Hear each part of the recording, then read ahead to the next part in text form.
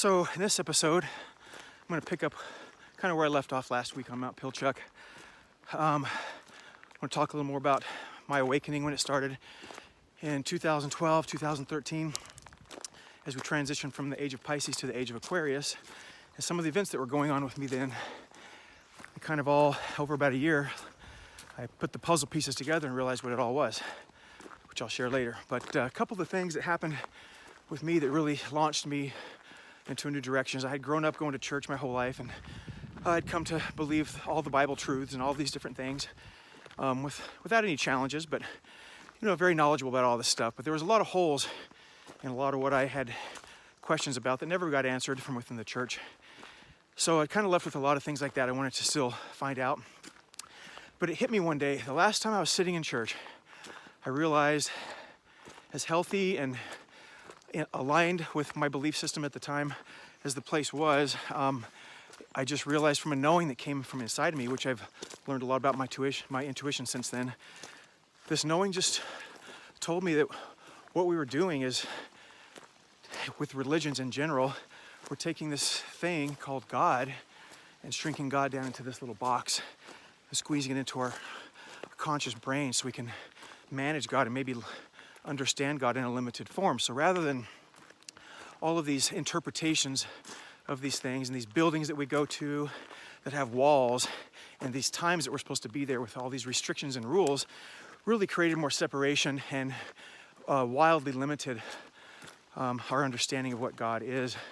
And I realized in that moment I was never going to be back in church again, because I wanted to open up my awareness and expand myself to understand and learn more about what God is, who God is, and what it all really means. So we'll get back to that here in a few minutes.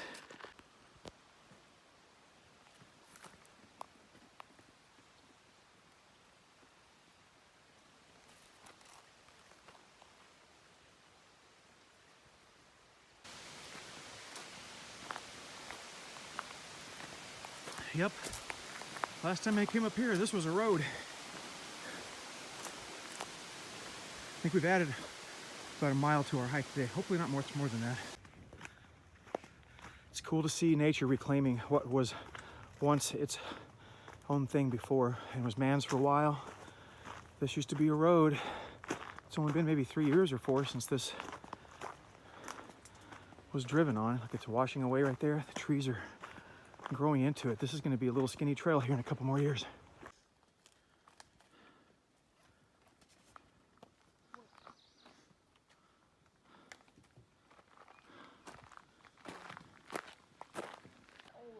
That's incredible.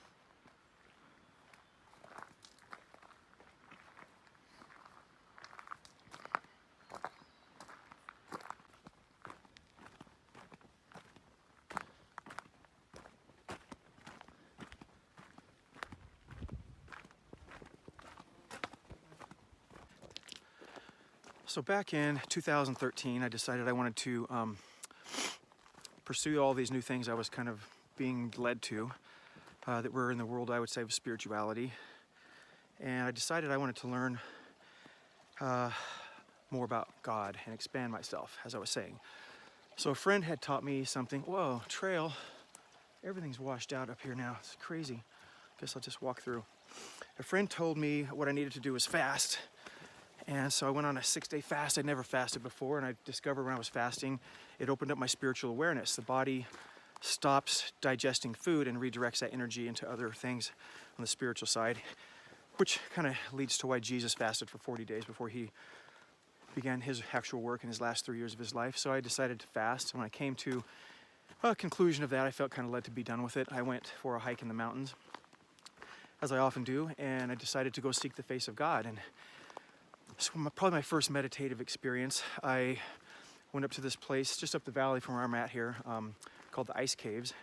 And I just laid out on a rock with my shirt off and soaked in the sun and just kind of laid there receiving, but I couldn't get out of my conscious brain trying to see the face of God. And I kept seeing an old man in the sky, like the things that we're taught and all that kind of stuff. So I just stopped. I said, this is stupid. This is really not going to work.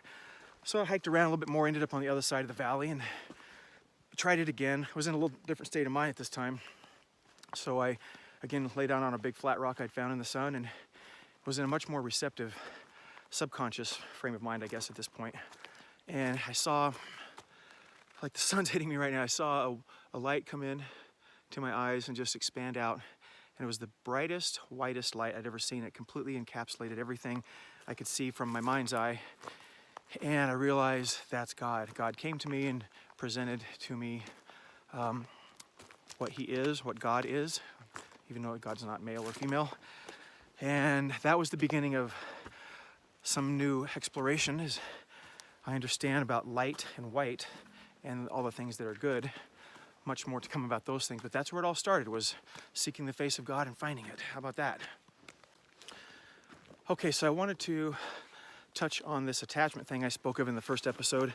I had a lot of good feedback and some really good dialogue going with a number of people about this, questions and other understandings of it. So I wanted to get into that a little bit more, as it was foundational for me, and I really believe it to be foundational with everybody in all relationships, especially the romantic ones. So what do we normally do?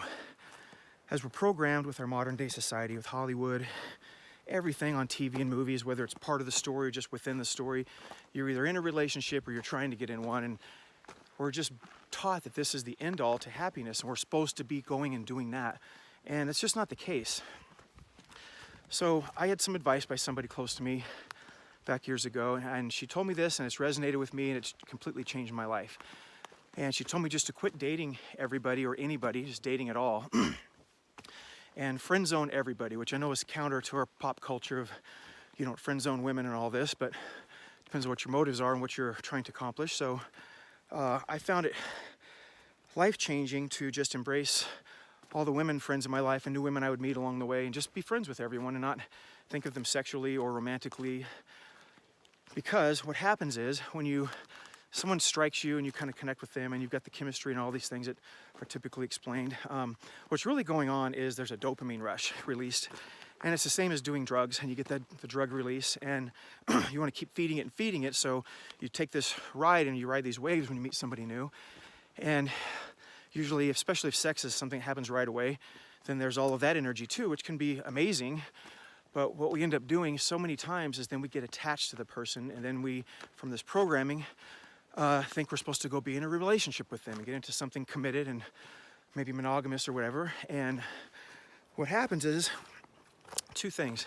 The dopamine eventually wears off and you end up in a routine. So your sexual life might turn into, this is what you do to me, that's what I do to you, and blah, blah, blah, that's what we're doing. And that gets pretty stale real quick. And now you're trapped in this relationship. Maybe you've moved in together, maybe you even got married. Who knows, but you're involved with something that is a lot harder to get out of, because now attachments have formed, and now the subconscious kicks in, and the attachments become the driving force of everything. So now you're in this relationship that you're in conflict subconsciously. You may not even know it consciously, and you know there's something more, you're not satisfied. Something's just wrong, something's missing, but we don't know what we're doing. So we just keep doing the same thing. So we either try to hang on, push-pull in and out of these relationships. We're always on the verge of breaking up, getting back together. And this is all about attachment. So if we're doing this, the thing to understand is we are being attached. We are acting out an attachment. And then it comes back to understanding why are we forming these attachments in the first place. So my friends and I take off on this hike today. We're going to do a leisurely stroll, which we're actually on now. It's a half a mile down this trail from the trailhead. But as I mentioned, the roads washed out in a number of places down below. So I think we added a mile, maybe a mile and a half. We just decided to go ahead and walk up the road and get to the trailhead, because this place is pretty awesome. It's just beautiful here and shady. Hence, wrong shoes again. I was planning on just this stroll, not that hike up the road. So I'm in flip-flops, as they say. I guess they're called that. Okay, so a little story to make this make a little more sense, the contrast. So the other night, last weekend, I was out singing some music in the local Seattle music scene with a bunch of my musician friends, and some other friends had come along with me, and it was such a vibrant experience of authentic people, everyone just loving each other and supporting each other, all these musicians that reveal and expose themselves on stage with their music and their art that they create with no inhibitions. And the there's probably 100 people in the audience that were mostly musicians from other bands and people that follow all these local bands in Seattle. So it was just amazing experience. Everybody just loving each other and hugging and awesome. Then after a couple hours, we decided to cross town, my friend that accompanied me, to a different club, and it was a different part of the city, and basically walked into this extended version of a frat house, probably 300 people in this nightclub. And I could tell walking into the place, before we even got in, just walking up to it, completely different energy, and I could tell this was a meat market, and everybody's there hunting to get laid, and all of the things that are around that. So it was a lot of superficial energy. As I've ascended and my vibrations continue to raise over the last few years, I've become much more acutely aware of other vibrations that aren't in alignment with me, so it was easily identifiable when I got there. And honestly, ended up finding a couple authentic people within that. We found each other in the crowd and ended up socializing and getting to know each other, but all around us were all these people just aiming for the lowest common denominator, and that's to be sexually attracted to somebody or to get laid or find a sexual partner or whatever, all those things. And that's all fine and well. It has its place, because sex has all kinds of amazing attributes to it that can just be full of rich experiences, and everybody's got their interests, and that's all fine. I'm not judging, but I'm just saying, what a contrast to understand, see this room full of people who are all on the hunt for something that they're lacking inside, but they don't know they're lacking it inside. They're just hunting for what they've been taught they're supposed to hunt for. So pursuing things where we land on attachment is based out of what's going on inside of us, and that's lack of self-worth. And we are looking to find fulfillment in other people. Sexually, it's really easy because it's very satisfying for a time, but that eventually gets old as the routines kick in, and we're still left unsatisfied. So what do you do from there? That's where things really start to get interesting. All right, this is a cool trail. I better pay attention though.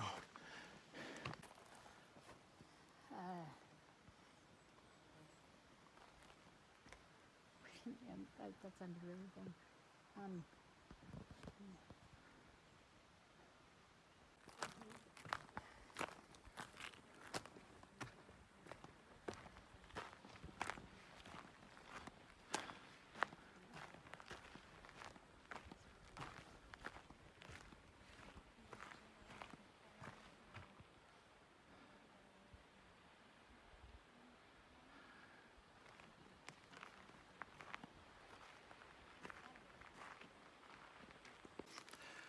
So, what to do once you discover about attachment? It's not love, it's different. I think we're going to talk about love another time because that's too much of a topic for right now, and I kind of want to wrap this one up here soon. So what to do? Stop dating. Stop trying to fill the void that you have in yourself by reaching out to other people. Be alone. Be lonely for a minute. People who know me will hear that I say this all the time. Be alone for 6 months. Don't date. Don't do anything sexual or romantic with anybody for a while. And find yourself in the world. Find your place. And build up that person. We'll talk a lot about that later because there's a lot to that, how to do that. But don't be afraid to be alone. Find yourself, start finding happiness within yourself. All of a sudden, you're not so interested in dating people so much or being on the hunt to date people, and what will happen is your vibration will raise because you'll go from like a measurable 30 hertz or whatever it is when you're down around fear and guilt and some of these lower vibrational emotions that we experience or behaviors, and you start getting up to where love is. You get up to like 500 hertz and enlightenment. If you reach the top of the scale, as I'm walking across a log on this creek here, I'll probably fall in on camera. Edit it out, of course. As your vibration raises, you'll attract people that are closer to your vibration. It's always an indication too, or indicator of the kind of people that are in your life. If you're not happy with them, well, you're attracting them. If you want to attract better people, raise your vibration. Fall in love with.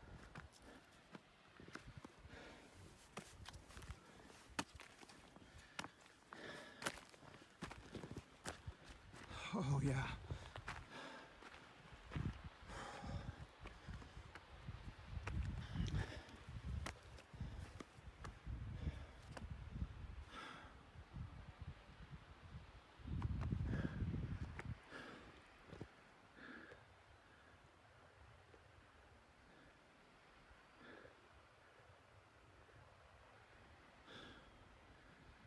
There's my friends way over there.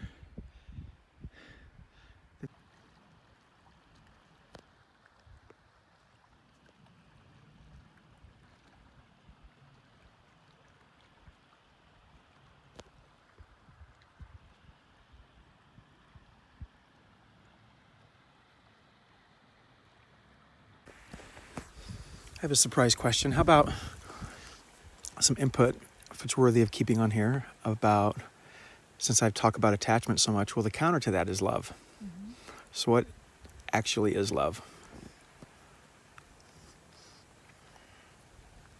I look at it as a verb and an action, something to do, to give. For me, I like to give it. And if I do it from a place not from lack, then I expect nothing in return. So it's something I'm just showering onto the other person in some way.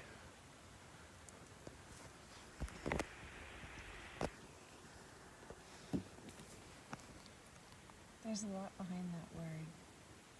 So many different meanings depending on how it's used.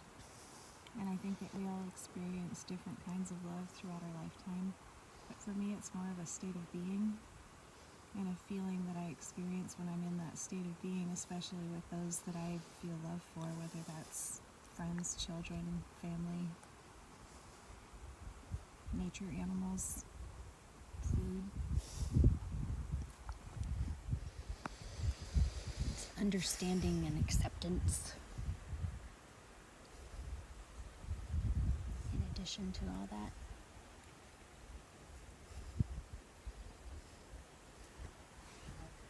I was raised differently. I was raised that it was a choice. And that choices are not always easy, and it almost sounded like it was a chore.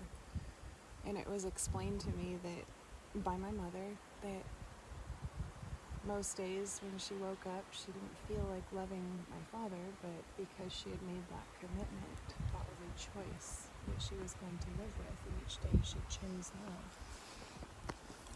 Part of that seemed like wise advice until I experienced a truly healthy relationship that I'm so blessed to be in now. And it's not a chore, it's not a choice. It genuinely is just a state of being for me, and it's an experience that I guess I just feel blessed to have had because I was raised with something so different. It's pretty good.